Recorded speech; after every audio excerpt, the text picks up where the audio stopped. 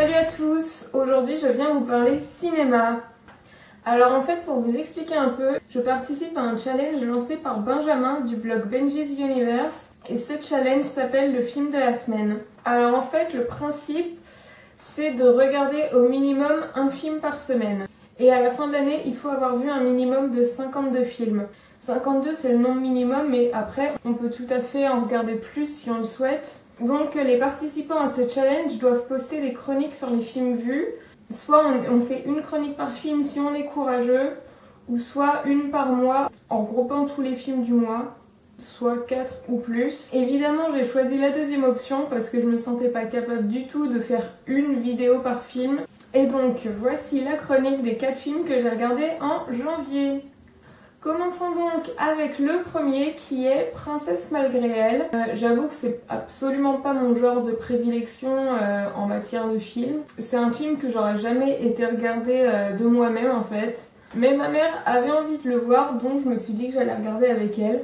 Princesse malgré elle, c'est l'adaptation cinématographique de la saga de livres écrits par Meg Cabot qui s'appelle Journal d'une princesse. J'étais pas du tout au courant en fait que c'était l'adaptation.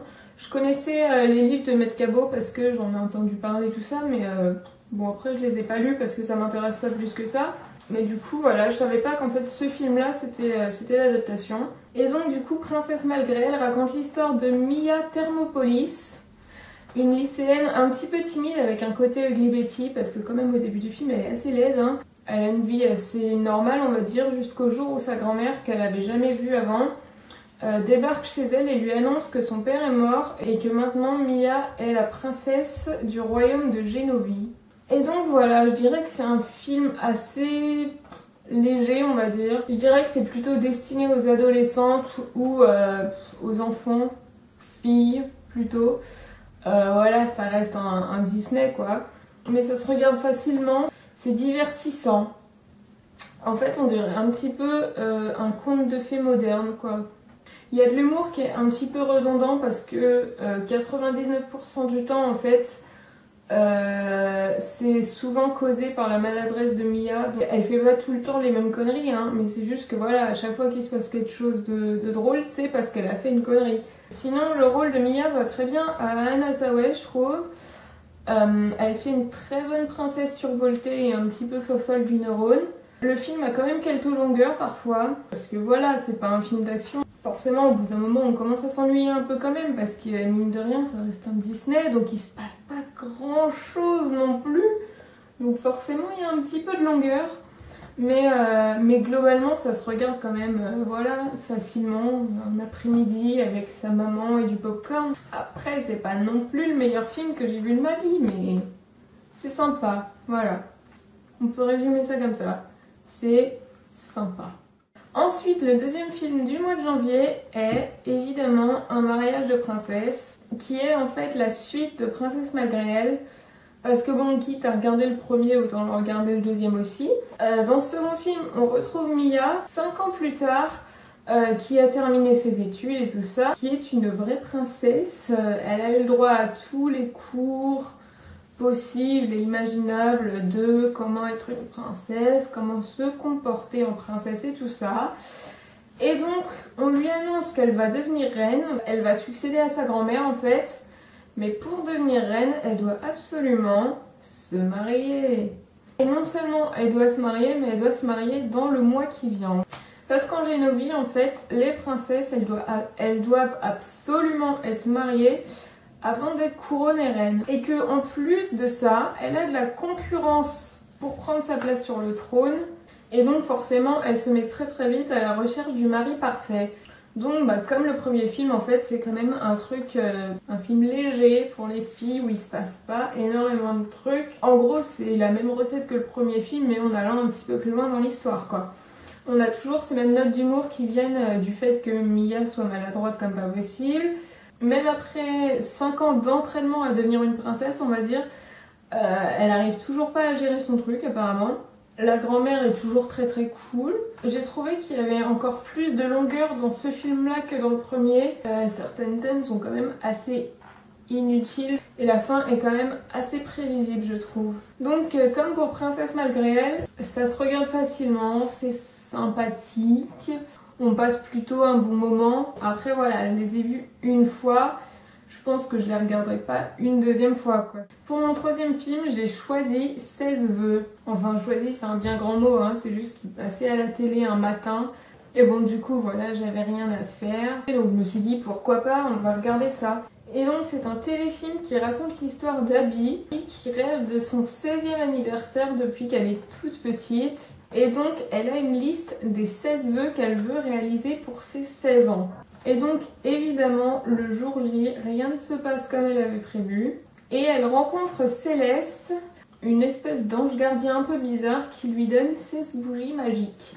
Encore une fois c'est un Disney, donc un film de filles.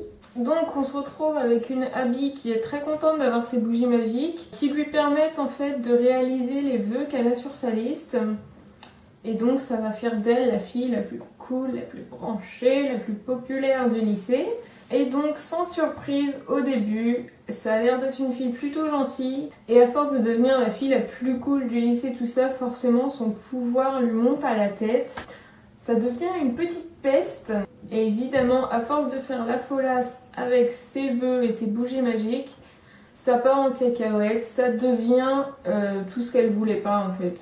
Voilà. Honnêtement, qu'on se le dise, c'est pas un chef-d'œuvre. Ça reste un film Disney Channel quand même, donc bon, il faut pas trop en demander non plus. C'est quand même vachement cliché. Le retournement de situation est quand même vachement prévisible aussi, hein. Évidemment, la fille a tout ce qu'elle veut, donc ça va partir en cacahuète, c'est logique. Mais bon, voilà, ça reste un film Disney Channel classique. Ça peut être sympa à regarder quand on vient de se réveiller et qu'on est encore dans son lit un dimanche matin. Mais c'est sans plus, quoi, j'y retournerai pas. Et enfin, je vais passer au dernier film du mois de janvier qui est Astérix et Obélix au service de Sa Majesté. Alors, je vais commencer avec un petit hors-sujet. J'aime bien les hors-sujets. La saga, on va dire, Astérix, ça doit bien être, je pense, les seuls films français que je regarde de mon plein gré. Parce que sinon, je regarde vraiment aucun. Parce que je trouve que en France, on est vraiment mauvais pour ça. On est mauvais pour faire des films, on est mauvais pour faire des séries. Et donc voilà, les films Astérix, c'est vraiment les rares films français que je tolère, on va dire. Bref, fin du hors-sujet. Donc, Astérix et Obélix au service de Sa Majesté raconte l'histoire d'un village breton, donc britannique, british, anglais quoi, qui se fait attaquer par les Romains, pour pas changer. Et forcément, vu qu'ils galéraient avec les Romains, qu'est-ce qu'ils font? Et bah, ils vont demander aux Gaulois de les aider en leur empruntant un petit peu de potions magiques. Du coup, Astérix et Obélix et leurs potes bretons là, ils vont en Bretagne, accompagnés du neveu du chef du village, parce qu'ils doivent faire de lui un homme. Donc ce film est apparemment inspiré des bandes dessinées Astérix chez les Bretons et Astérix chez les Normands. Bah écoutez, c'est un film assez sympathique ma foi, mais malgré le fait que je l'ai trouvé un petit peu beaucoup tiré par les cheveux quand même, j'ai l'impression que la plus grande partie du film c'est vraiment du remplissage en fait. C'est-à-dire que ok, le breton il vient, il prend la potion, super.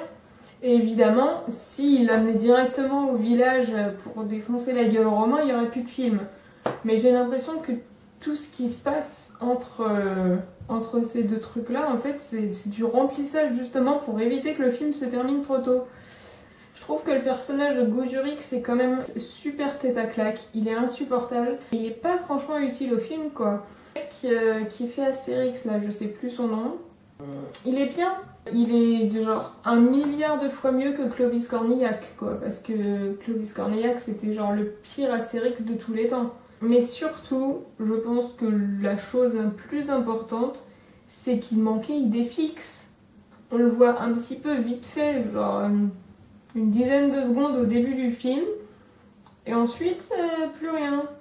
Moi j'ai trouvé ça dommage qu'il y soit pas. Sinon à part ça, il y avait quand même des blagues qui m'ont fait un petit peu rigoler. Globalement on va dire que c'est un film quand même plutôt sympa, même si bon, il est carrément en dessous de Mission Cléopâtre qui est quand même le meilleur de tous les Astérix pour moi. Mais Astérix et Obélix au service de Sa Majesté, est quand même bien mieux que le précédent, Astérix aux Jeux Olympiques, ou je crois. Et celui-là par contre c'était vraiment mauvais. Même le casting est plutôt sympa, voilà, il y a 2-3 blagounettes. C'est sympathique à regarder mais c'est pas non plus extraordinaire quoi. Et donc, bilan de ce premier mois du challenge du film de la semaine. Qu'est-ce qu'on en dit? Eh ben on dit que j'ai fait n'importe quoi. Tous les films que j'ai regardés étaient sympathiques, sympathiquement sympathiques, mais c'était sans plus, c'était pas des chefs-d'œuvre cinématographiques. En gros, c'était pas la grosse éclate, quoi. Je saurais même pas vous dire lequel des 4 j'ai préféré parce que globalement ils sont tous au même niveau, quoi. Il y en a pas un qui se détache par rapport aux autres, ça reste quand même assez moyen dans l'ensemble.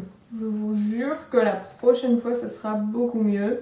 Sachez que vous aussi, vous pouvez vous inscrire au challenge du film de la semaine. Pour cela, il faut aller sur le blog de Benjamin. Je vous mets le lien dans la barre d'infos. Notez que plus vous prenez de temps pour vous inscrire et plus vous allez galérer parce que peu importe en fait le moment où vous vous inscrivez, à la fin de l'année, il faudra quand même avoir regardé minimum 52 films. Donc le plus tôt sera le mieux, mes amis. Au passage, n'hésitez pas à aller liker ma page Facebook toute neuve. Allez-y, venez me faire des petits coucous. Rendez-vous le mois prochain pour ma vidéo numéro 2 qui sera donc à mes 4 films du mois de février. Bye!